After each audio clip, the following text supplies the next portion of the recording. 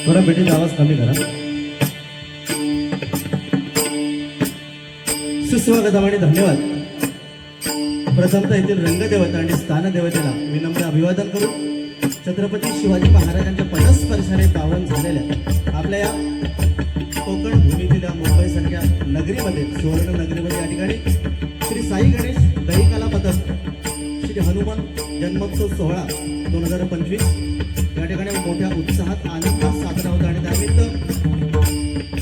डबलवारी भजनाचा जंगी सामना या ठिकाणी आयोजित केला आणि त्यानिमित्त आम्हा 2 गोवाची या ठिकाणी निवड करण्यात आलेली आहे. त्यामध्ये मी स्वतः साई प्रसादी भजन मंडळ हुनगुस कडेवटार तालुका संगमेश्वर जिल्हा रत्नागिरी या ठिकाणी मला पक्वास साथ करतात ते माझे बंधू वैभव पांचाळ, त्याचप्रमाणे आम्हाला तबला साथ करतात ते सुप्रसिद्ध तबलावादक ऋषिकेश मेस्त्री, त्याचप्रमाणे माझे सर्व मंडळी, त्याचप्रमाणे आज आम्हाला प्रतिस्पर्धी म्हणून जे गोवा लागले ते भूतेश्वर प्रासादिक भजन मंडळ हुडी तालुका देवगड जिल्हा सिंधुदुर्ग गोवा या ठिकाणी पक्वास साथ करतायत ते सन्माननीय गजाननजी दळवी, त्याचप्रमाणे गोवांना तबला साथ करतायत हर्ष दळवी, त्याचप्रमाणे गोवांची सर्व मंडळी. आम्हा 2 गोवाने या ठिकाणी भजनाच्या माध्यमातून परमेश्वराची सेवा करण्याची सुसंधी या साई गणेश दहीकाला पथक मंडळाने, त्याबद्दल या मंडळाचे अध्यक्ष सन्माननीय राजेश राणे, सेक्रेटरी शशांक गिडे, त्याचप्रमाणे खजिनदार सन्माननीय सिद्धेश सुर्वे आणि या मंडळातील सर्व पदाधिकारी, सभासद, हितचिंतक, त्याचप्रमाणे या ठिकाणी महिला वर्ग देखील उपस्थित, त्या सर्वांचे आभार मानतो. त्याचप्रमाणे कोकण म्हटल्यानंतर आपल्या कोकणात अनेक कला जपल्या जातात, त्यामध्ये भजन, दशावतार, शक्तितुरा, नमन अशा अनेक कला जपल्या जातात. त्यापैकी आलेल्या प्रत्येक कलाकाराच्या चरणाशी या ठिकाणी नतमस्तक होतो. त्याचप्रमाणे आमचा आवाज सुस्पष्ट आणि सुस्वर असा तुमच्यापर्यंत जे पोहोचवत आहे ते आमचे साऊंडवाले, एकदा जोरदार टाळ्या आमच्या साऊंडवाल्यांसाठी वाजवा. कारण कार्यक्रम किती मोठा असला तरी साऊंडवाल्याचं खूप मोठं महत्त्व असतं. त्याचप्रमाणे आम्हाला ज्यांनी फोनद्वारे कॉन्टॅक्ट केला ते आमचे मित्र सन्माननीय मनीषजी पेंडुरकर यांचे देखील आभार मानतोय. त्याचप्रमाणे अनेक नामवंत कलाकार या ठिकाणी उपस्थित आहेत, त्यामध्ये सन्माननीय सुनील मेस्त्री, उदय मेस्त्री, सन्माननीय सचिन कोटम, त्याचप्रमाणे रमेश सावंत, संदीप खर्चिलकर असे अनेक नामवंत कलाकार या ठिकाणी उपस्थित, त्या सर्वांच्या चरणाची नतमस्तक होतोय. या ठिकाणी जमलेले तमाम रसिक मायबाप यांचा आशीर्वाद पाठीशी घेतोय. सत्याचा वाली श्री सत्यनारायणला पाठीशी घेतोय. विद्येची देवता सरस्वती मातेला वंदन करतोय. माझी ग्रामदेवता आई तुमच्या चरणी नतमस्तक होतोय. माझे गुरुवर्य संतोष शिरसेकर बुवा यांचे आशीर्वाद पाठीशी घेतोय. संपूर्ण जगताचा आराध्य देवा गणपती गजाननाला वंदन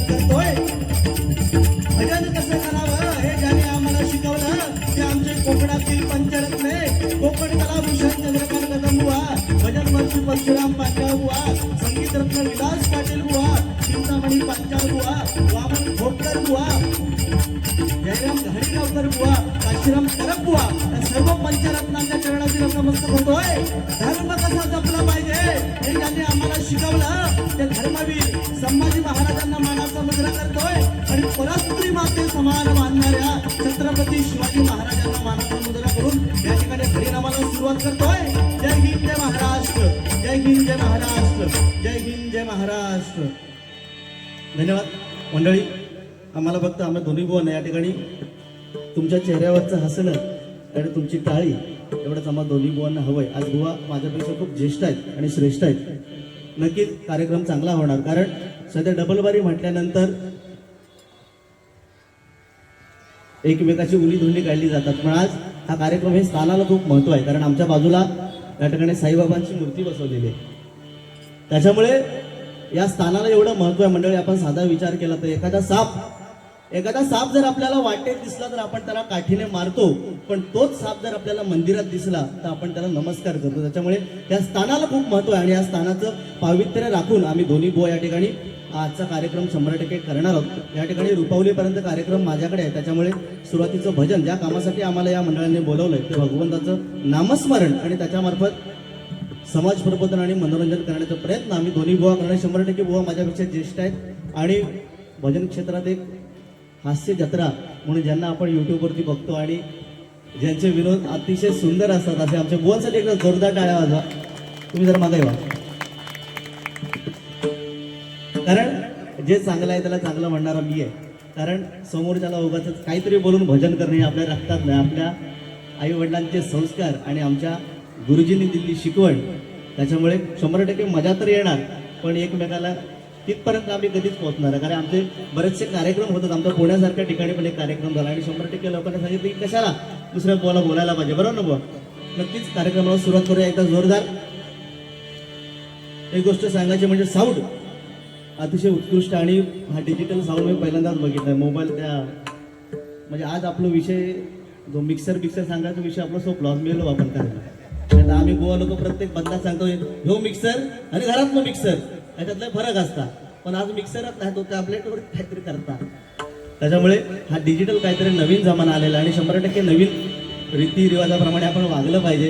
कारण साऊंडवालाच एवढं महत्व आहे. कारण एखाद्या गावात जर डॉक्टर असला तर डॉक्टर म्हणणार कोणतरी आजारी पडू दे आणि तो माझ्याकडे येऊ दे.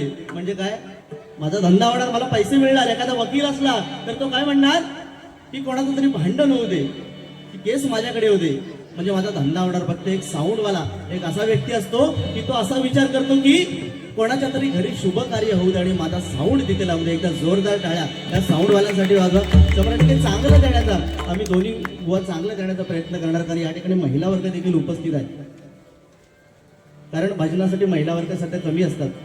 महिला वर्ग सुद्धा, कारण आज महिला वर्गासाठी खूप चांगले दिवस आहेत. आज त्यांना 1500 रुपये मिळतात महिलांना. त्याच्यामुळे त्यांच्यासाठी आज चांगले दिवस आहेत. बरोबर ना बुवा? आपल्यात काय नाही येणार आपल्यासाठी स्कीम, हा, पण ते आधी नाही, पुढच्या वेळी हरकत नाही. या ठिकाणी आमचे मित्र बुवा सन्मान्य परेश गुरु देखील या ठिकाणी उपस्थित आहेत. त्यांचे देखील आभार मानतोय. चुकून कोणाचं नाव राहिलं असेल तर या ठिकाणी दिलगिरी व्यक्त करतोय. भजनाला सुरुवात करूया.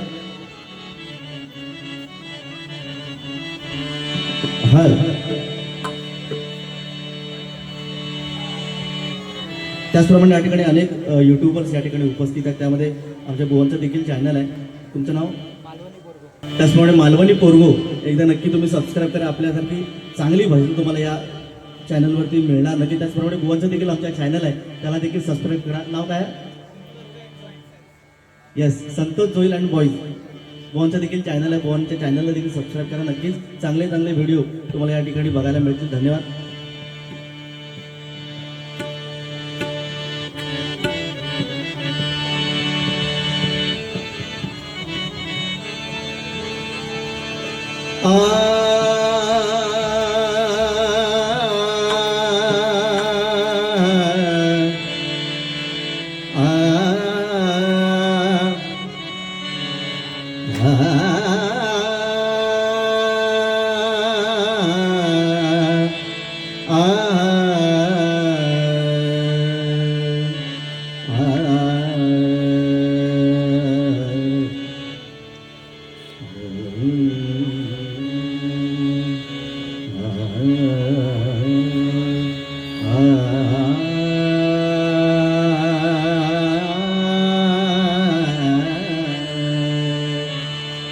जरा पेटी कमी करा थोडी.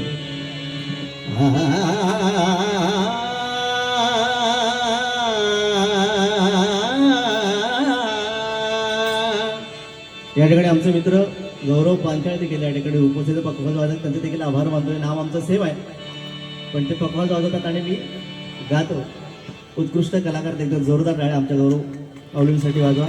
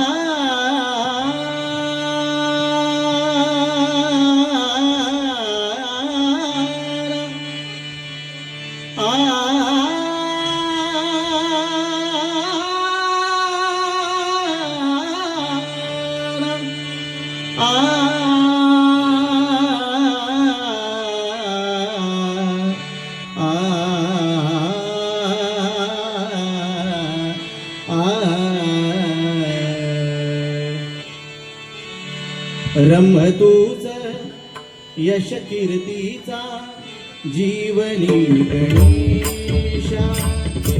रंभतूच यश कीर्तीचा जीवनी गणेशा.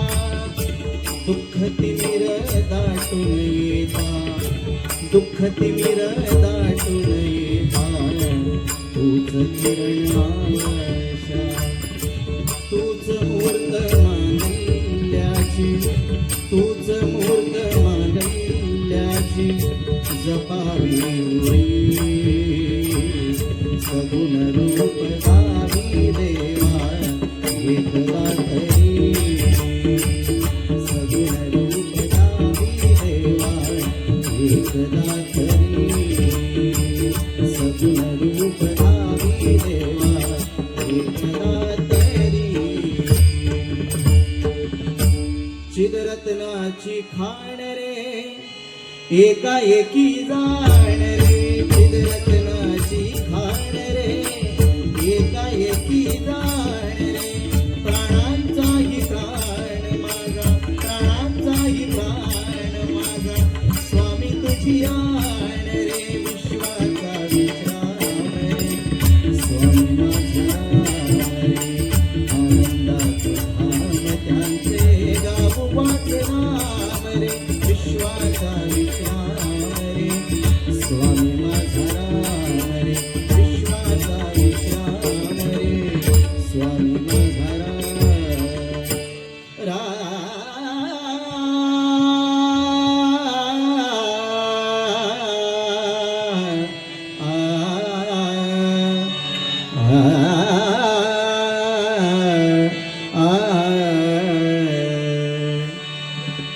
ओम नमो भगवते वासुदेवाय श्रीधरा.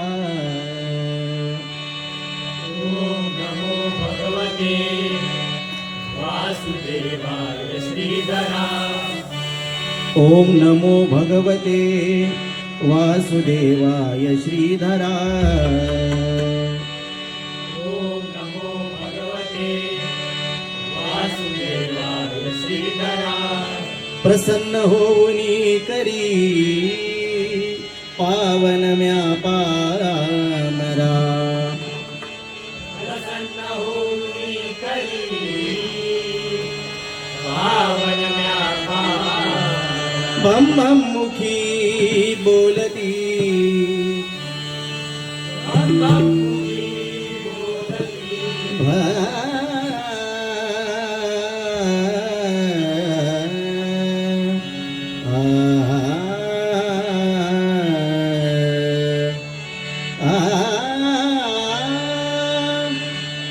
बम बम मुखी बोलती. अंतर्मुखी बोलती. तैसेची नाद गरजती ऐसेची नाद गरजती नंदीवर बैसोनी नंदीवर बैसोनी शंकरासवे पार्वती शंकरासवे शंकरासवे पार्वती शंकरासवे हर हर शंकर भोळा हाती त्रिशूळ सर्पगळा शंकर भोळा भोळा हाती त्रिशूळ सर्पगळा नीळकंठ शोभे ढवळा नीलकंठ शोभे ढवळा लागो मला त्याचा लळा लागो मला मला त्याचा लळा लागो मला त्याचा लळा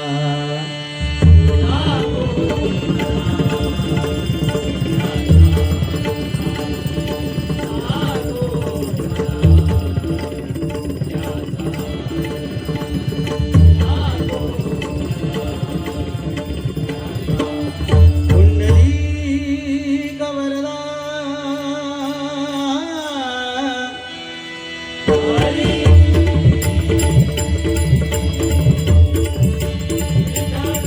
श्री श्री श्री श्री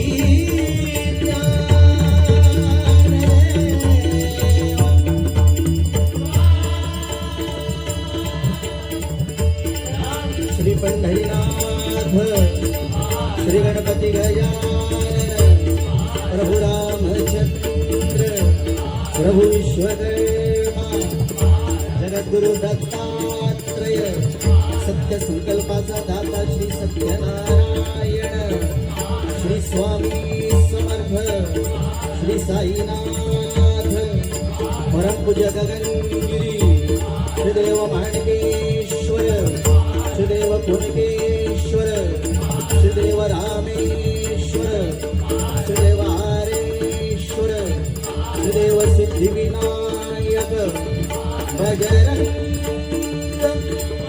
हरी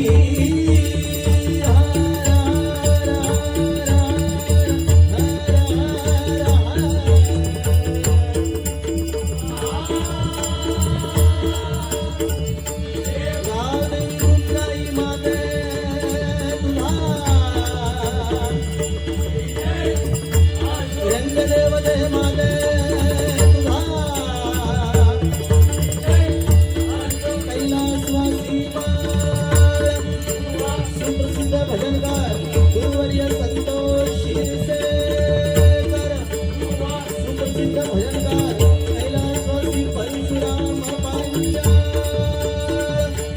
छत्रपती शिवाजी छत्रपती संभाजी हर धन्यवाद मंडळी. आम्हाला फक्त आम्हा दोन्ही बुवांना तुमची टाळी आणि तुमच्या चेहऱ्यावरचं हसणं एवढंच फक्त हवं, बाकी काही विषय नाही. बाकी आम्हा दोन्ही बुवांची पाकिटं तर भरलेली आहेत.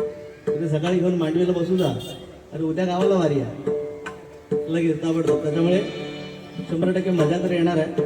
पावसाचे दिवस वाटतात नाही, हवा पाऊस सुटलेली आहे, हरकत नाही. काय चढा बऱ्याच दिवसांनी वाजवतो ना त्याच्यामुळे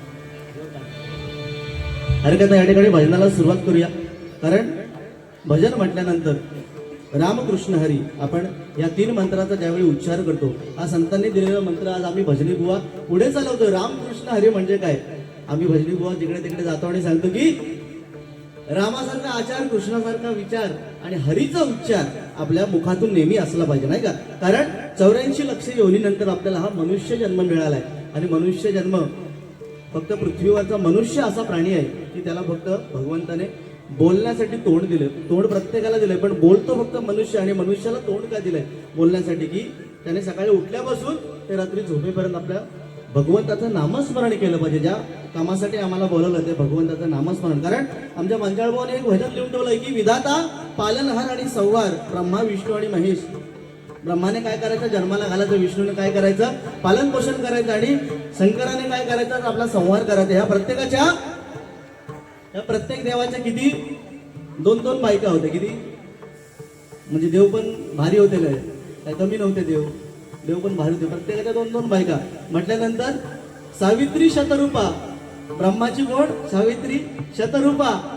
विष्णूची कोण, लक्ष्मी आणि औदसा.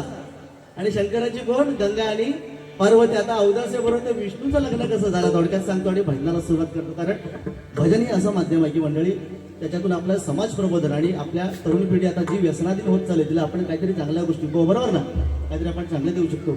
इतर इकडचे जोक्स सगळ्या गोष्टी होणार, पण थोडंसं भजन सुरुवात आहे त्याच्यामुळे काहीतरी चांगलं बोलूया. विष्णूचं त्या औदास्याबरोबर त्या 2 बायकांवर लग्न कसं झालं. ज्यावेळी विष्णूला लक्ष्मी बरोबर विष्णू लग्न करायला निघाला त्यावेळी काय झालं, त्या लक्ष्मीने काय सांगितलं, नाही मी आधी लग्न करणार, आधी माझ्या मोठ्या ताईचं लग्न झाल्याशिवाय मी कोणाबरोबर लग्न करणार. तर विष्णूला त्या लक्ष्मीवर लग्नच करायचं होतं. शेवटी त्या विष्णूने काय केलं, आता तिची ताई म्हणजे कोण, त्या लक्ष्मीची ताई म्हणजे कोण, औदसा. म्हणजे ह्या पृथ्वी तलावरती तिच्यासारखी रूपवान कोणच नाही, अशी ती औदसा. शेवटी विष्णूला लग्न करायचं होतं म्हटलं, विष्णूने काय केलं, एका ऋषीच्या गळ्यात तिला बांधलं.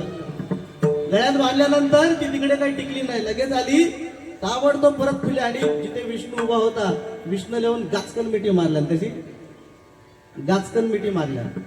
आता विष्णूला सोडायला तयार नाही. शेवटी तर विष्णू म्हणजे कोण, पालन पोषण करता. जर देवाला सोडलं नाही तर मग ह्या पृथ्वीवरचं बघणार कोण. म्हणून त्या विष्णूने काय सांगितलं की मी तुझा पत्नी म्हणून स्वीकार करेन. म्हणून त्या विष्णूला लक्ष्मी आणि औदस या दोघींबरोबर लग्न करावं. या ठिकाणी शंकराचं भजन घेतोय. शिवतांडव नाही, आता काहीतरी वेगळं. कारण सगळे बुवा माकाला हे नव्हतं. हा शिवतांडव तू रोदरुत्तच म्हणतो. पण खरोखर परमेश्वराच्या कृपेने आणि तुमच्या सगळ्यांच्या आशीर्वादाने ते भजन एवढं व्हायरल झालं आणि प्रत्येक ज्या ठिकाणी जातो त्या ठिकाणी ते भजन म्हणायला मला सांगतात. आज काहीतरी वेगळं घेऊया, शंकराला प्रसन्न करून घेऊया, पण वेगळं घेऊया.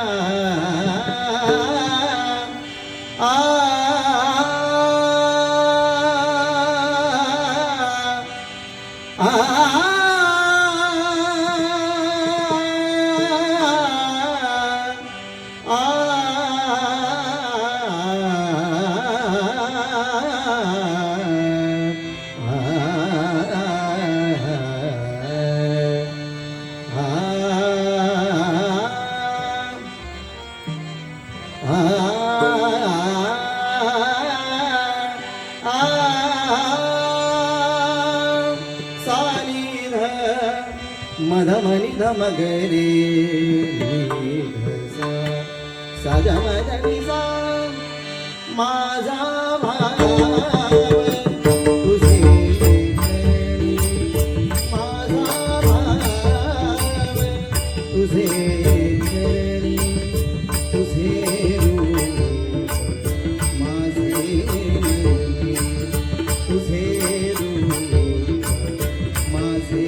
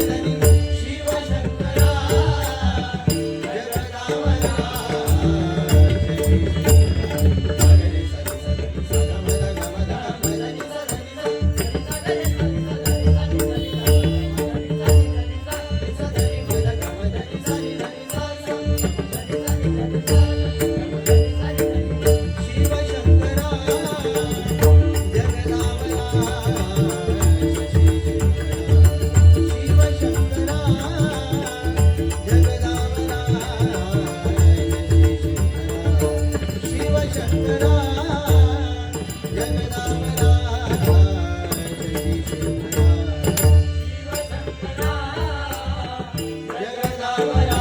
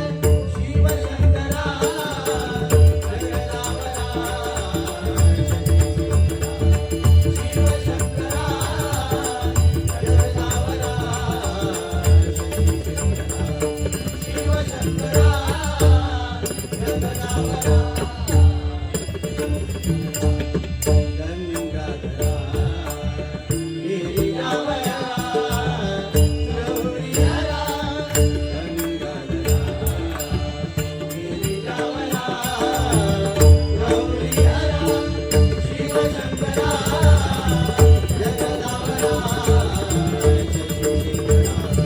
शिवशंकरा जगदावया शिवशंकरा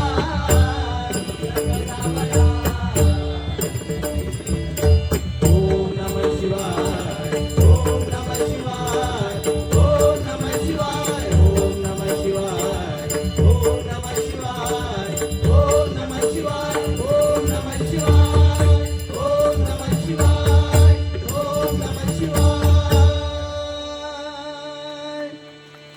धन्यवाद धन्यवाद मंडळी.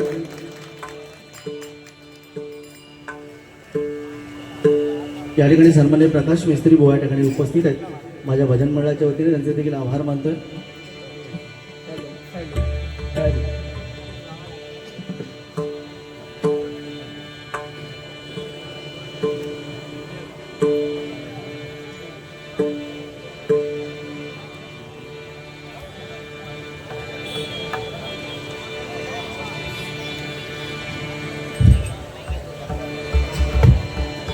या ठिकाणी रूपाचा अभंग ज्याच्यात भगवंताचं रूप दिसलं पाहिजे. कारण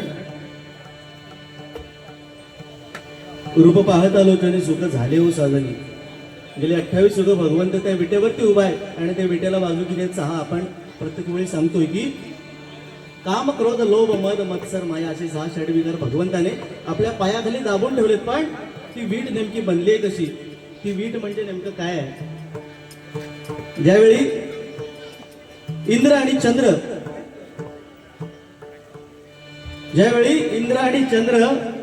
यांनी काय केलं? अहिल्याला भ्रष्ट करायला हे दोघं जण निघाले आणि हे पाहिलं कोणी तर गौतम ऋषींनी पाहिलं आणि त्या दोघांना पण शाप दिला. इंद्राला सांगितलं की अरे तुझ्या अंगावरती कोड उठतील आणि चंद्राला सांगितलं की तू संपूर्ण काळा पडशील. आणि त्या शापाप्रमाणे चंद्र काळा पडला आणि इंद्राच्या अंगावरती संपूर्ण कोड उठले. पण आता इंद्र म्हणजे कोण? देवांचा राजा इंद्रदेव. आता त्याच्या अंगावरती कोड उठले आणि तो विद्रूप दिसायला लागला तर त्याला राजा म्हणणार कोण? नाही का? म्हणून त्याने सगळे देवस्थाने केली पण त्याच्या अंगावरचे कोड काय जात नव्हते. शेवटी त्याने शंकराला प्रसन्न करून घेतलं आणि शंकराने काय केलं? त्याच्या हातात एक लोहदंड दिला. आणि सांगितलं की हा लोहदंड घे आणि हा पृथ्वी तलावरची सगळी तीर्थयात्रा कर. ज्या ठिकाणी हा लोहदंड पाण्यात तरेल त्या ठिकाणी तू भगवंताचं नामस्मरण कर, तेव्हा तुझ्या अंगावरचे कोड निघून जातील. असं सांगितल्यावरती त्या इंद्राने लगेच तो लोहदंड घेतला आणि पृथ्वी तलावरची सगळी तीर्थयात्रा केली. पण कुठेच तो लोहदंड तरला नाही. शेवटी तो पंढरपुरात आला आणि पंढरपुरात आपण जर गेलो असेल तर एक लोहदंड असं ठिकाण आहे. पंढरपुरात त्याने तो लोहदंड पाण्यात टाकला आणि त्या ठिकाणी तो लोहदंड तरला आणि त्या ठिकाणी बसून त्याने भगवंताची उपासना केली आणि साक्षात पांडुरंगाने त्याला दर्शन दिलं आणि त्याच्या डोक्यावरती हात ठेवल्यावरती त्याच्या संपूर्ण अंगावरचे कोड निघून गेले. पण तो इंद्रदेव एवढ्यावरती थांबला नाही. त्याने काय सांगितलं? भगवंता आज तुम्हाला तारलंयस तर आज मला फक्त एवढंच नको आहे, मला असं काहीतरी दे, असं काहीतरी नाव तुझ्याबरोबर माझं जोड की अखंड जेवढे दिवस तू या विटेवरती जेवढी युग त्या विटेवरती उभा राहशील तेव्हा माझं नाव घेतलं जाईल. तेव्हा जो लोहदंड त्याने दिला होता त्या लोहदंडाची त्या परमेश्वरांनी वीट बनवली आणि त्या विटेवरती भगवंत गेली 28 युग उभा आहे आणि त्या विटेला नाव देखील काय आहे? इंद्रवीट. बरोबर ना? म्हणजे सांगण्याचं तात्पर्य एवढंच आहे की आजकालच्या पिढीला ह्या गोष्टी मोबाईल आहे, सगळ्या गोष्टी आहेत, पण आजकालच्या पिढीला ह्या गोष्टी मिळणार नाहीत. कारण आपण पहिली गोष्ट गुगलवरती ह्या गोष्टी सर्च करणार नाही. कारण आपण सर्च काय करणार? आपला राम, आपण म्हणतो जय श्रीराम, पण राम जन्माला कसं येईल आणि राम जन्मात कधी गेलो हे आपल्याला माहिती नाही. ही आपली सत्य परिस्थिती नाही का? कारण आता हे कलियुग आहे. 4 युग होऊन गेले, त्रेतायुग, द्वापारयुग, सत्ययुग, त्रेतायुग, द्वापारयुग आणि आता हे कलियुग. आणि कलियुगात कलीचा अवतार कसा आहे मंडळी? कली हा संपूर्ण नग्न आहे आणि त्यांनी काय केलंय? आपल्या एका हातात आपली जीभ पकडली आणि एका हातात आपलं लिंग पकडले. म्हणजे कली काय सांगतोय आपल्याला कलियुगात की तुम्हाला जर या कलियुगात तरायचं असेल तर आपल्या जिभेवरती आणि आपल्या लिंगावरती आपला ताबा असणं खूप गरजेचं आहे. कारण मंडळी कसं आहे, माणूस जन्माला आला की त्याला बोलण्यासाठी साधारण 1 ते 1.5 वर्ष लागतं. पण काय बोलावं, आयुष्यात येऊन काय बोलावं हे शिकण्यासाठी त्याचं संपूर्ण आयुष्य निघून जातं. सांगण्याचं तात्पर्य एवढंच या ठिकाणी महिला वर्ग पण उपस्थित आहे. थोडके का असू देत पण महिला वर्ग पण उपस्थित, बरोबर ना. आज महिलांसाठी एवढे चांगले दिवस आहेत. आज त्यांना 1500 रुपये सरकारने दिलेले आहेत. उद्या 2100 होणार आहेत त्यांना. उद्या 2500 होतील, 3000 होतील, 100% आणि 50,000 पर्यंत तो आकडा पोचवा. मग आम्हाला कामाला जायची गरज लागणार नाही. हो बरोबर. म्हणजे 50,000 पर्यंत तो आकडा पोचला तरी पण सांगण्याचं तात्पर्य एवढंच आहे की 25 सरकार सगळं देते. आज या ठिकाणी शिंदे साहेबांचा पण फोटो आहे. सरकार आमचं चांगलं कार्य करतंय. पण हे 1500 रुपये जर आपण महिलांना देतोय, पण आज मुंबईसारख्या ठिकाणी माझी आई बहीण किंवा माझी माता भगिनी आज सुरक्षित नाही आहे.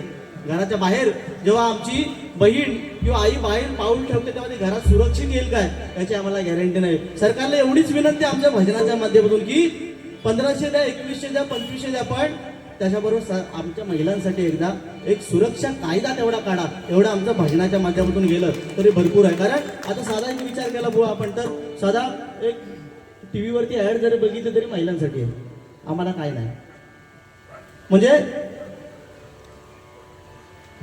व्हॉल्यूम घेतात पहिलं म्हणजे सांगायच्या आधी. आता साधा टीव्हीवरची ऍड जरी बघितली तर महिलांसाठी आहे. बघा ना, लक्स लगाव खूबसूरती पाव, फेअर अँड लवली लगाव खूबसूरती पाव, संतूर लगाव खूबसूरती पाव. आणि आमच्यासाठी काय आहे, पुरुषांसाठी इजगारेट लगाव आणि कुचली बघाव. ही सत्य परिस्थिती आहे ना. कारण या महिला, कारण आता ही उत्सुकता आहे. डबल बारी म्हटल्यानंतर उत्सुकता असते की बुवा एकमेकांना काय बोलणार. एकदा असं एक बायकोचं एका नवऱ्याबरोबर एवढं उत्सुकता लागली की ती बायको आपल्या नवऱ्याला विचारते, हो मी तुम्हाला किती आवडते, हो मी तुम्हाला किती आवडते. तेव्हा तो बिचारो नवरो कंटाळलेलो, संध्याकाळी कामावर नाही येलो, तो मला खूप आवडतंस, किती खूप आवडतंस. 10-15 मिनिटं गेलो ती परत म्हणतो, हो मी तुमका किती आवडते, हो नाही म्हणतो तुम्हाला भरपूर आवडतंस. परत 15-20 मिनिटं गेल्यानंतर परत तो बिचारी बायको विचारतो, हो तुमका मी किती आवडतोय. तो बिचारो कंटाळलो, बॅग बाजूला टाकला आणि म्हणता, तू मला इतकं आवडतंस, इतकं आवडतं की तुझ्यासारखा 4-5 तरी अजून करेल.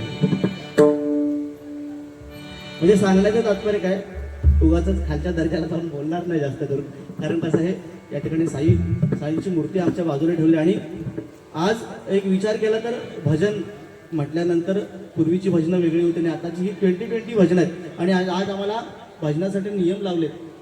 आमचं केवढं मोठं दुर्भाग्य आहे, आमच्या या भजन संस्कृतीचं केवढं मोठं दुर्भाग्य आहे की आम्हाला आज नियम लावावे लागतात. आजपर्यंत आपण कबड्डीसाठी नियम बघितलेत, आपण क्रिकेटसाठी आता IPL चालू आहे त्यासाठी नियम बघितलेत, पण आज आमच्या भजनाला पण नियम लावलेले आहेत. पण आपल्याला काय नियमाची बुवा हे नाही, तर आपण नियमाच्या बाहेर कधी जाणार नाही. सांगण्यात तात्पर्य एवढंच आहे की एका गावात, खरं सांगतो, आज स्त्री भ्रूण हत्येचं प्रमाण एवढं वाढलंय मंडळी की एका गावात 1000 पुरुषांच्या म्हणजे 1000 तरुणांच्या मागे फक्त 700 स्त्री आहेत, 700 मुली आहेत. म्हणजे 300 जणांनी करायचं काय, बरोबर ना. 1000 मुलांच्या मागे फक्त 700 मुली आहेत, म्हणजे 300 जणांनी करायचं का हा विचार आहे. 300 जणांनी काय करायचं याचं उत्तर बुवा देतील की त्या 300 लोकांनी करायचं काय. कारण 700 भेटतील, मग 300चं करायचं काय, त्याचं उत्तर बुवाकडे तयार आहे. त्याच्यामुळे बुवा त्याचं उत्तर देणं. एका गावात एक बिचारी पोरगी होती, एक चेडू होता आणि तिचं लग्न होत नव्हतं. मुलगी होती, तिचं लग्न होत नव्हतं, 25-26 वर्षाची झाली, सत्य परिस्थितीचं लग्न होत नव्हतं. पण गावात कुठे पण लग्न झालं की त्या गावात एक म्हातारी आजी होती. ती म्हातारी आजी त्या चेडवाकडे यायची, तिचे गालबिल वडायची, तिच्या डोक्यावरनं हात फिरवायचे आणि तिला सांगायची, चेडवा आता बाजू त्याचा लगीन झाला, आता तुझा नंबर. काय सांगायची, बाजूला झाला आता तुझा नंबर.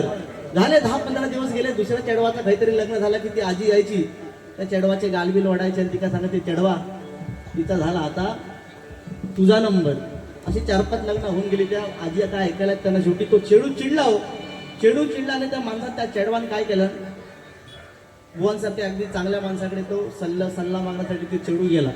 आणि बुवा म्हटल्यावर ती हुशार, एकदम चांगला सल्ला दिल्याने. आणि काय व्हायचं तर झाला 15-20 दिवसांनी नेमका काय झाला, त्या गावात एक सल्ला एवढा चांगला त्यांनी दिल्याने की त्या गावात एक म्हातारी ऑफ झाली. 15-20 दिवसांनी म्हातारी ऑफ झाल्यानंतर त्या चेडवान काय केलं, आपल्या हातातले सगळी कामं टाकल्या आणि त्या म्हातारीकडे गेली. जी म्हातारी तिचे गाल वाढायची, त्या म्हातारीकडे गेली आणि त्या म्हातारी सांगता, म्हातारे आता म्हणता बाजूवाली गेली, आता म्हणता तुझो नंबर. म्हणजे सांगायचा तात्पर्य काय की हल्लीच्या मुली पण एवढ्या हुशार आहेत आणि असायलाच पाहिजे. भजनाच्या माध्यमातून एवढंच सांगेल या ठिकाणी मुली पण आहेत की तुम्हाला भांडी घासतात त्याचं घासू नको, तुम्हाला जेवण करता नसेल करू नको. हे मोठं पॉइंट आहे. बुवा म्हणणार की मग भांडी घासतात घासू नको, गौरवानं सांगितलेला भांडी घासतात घासू नको, मग उद्यापासून गौरवाला भांडी घासून बोलवा. बुवा सांगणार तुम्हाला जेवण करता येत नसेल करू नको, तुम्हाला कप्पड सांगेल तर चांगलं सांगेल. ही सगळी कामं आपल्याला करताच आली पाहिजेत, कारण आपण लग्न होऊन कोणाचे दुसऱ्याच्या घरी जाणार आहोत. त्याच्यामुळे आपल्या आई वडिलांचं नाव तिथे कायम राहिलं पाहिजे. त्यासाठी ही सगळी कामे, घरची सगळी कामं आपल्याला आली पाहिजेत. पण सांगणं एवढंच आहे की तुम्हाला भांडी घासता त्याला घासू नको, तुम्हाला जेवण करता असेल करू नको, तुम्हाला कपडे धुता असेल धुवू नको. फक्त समाजात आपल्या आई वडिलांची मान शर्मेने खाली जायला असं कृत्य मात्र तुम्ही करू नका. एवढंच माझ्या भजनाच्या माध्यमातून सांगेल. या ठिकाणी रुपावलीला सुरुवात करतो. धन्यवाद.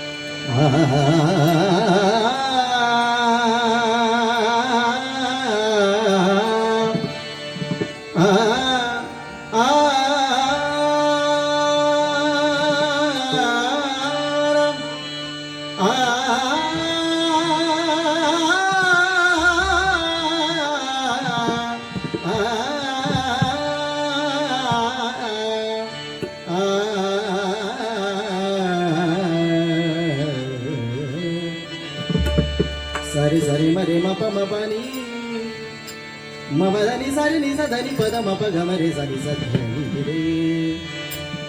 रे पग मरे सारी सधनी रे मृगनयना रसिक मोहिनी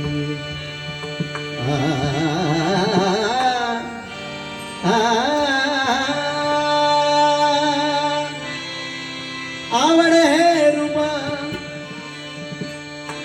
आवड हे रूप गोजीर सगुणा आवड हे रूप गोजीर सगुणा आवड हे रूप गोजीर सगुणा आवड हे रूप गोजीर सगुणा